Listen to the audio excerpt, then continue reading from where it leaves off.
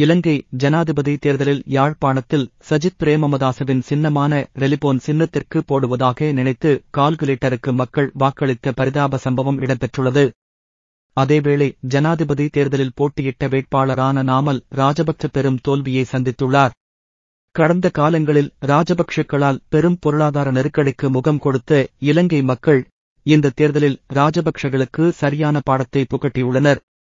ஜனாதிபதி தேர்தலின் திகாமடல மாவட்டத்திற்கான தபால் மூல வாக்குகளுக்கான தேர்தல் முடிவுகள் வெளியாகியுள்ள நிலையில் யாழ்ப்பாணத்தில் மக்களுக்கு யாரென்றே தெரியாத பேதாசவுக்கு போட்ட வாக்கு அளவு கூட திகாமடலவில் நாமலுக்கு கிடைக்கவில்லை என நெட்டிசன்கள் கிண்டலடித்து வருகின்றனர்.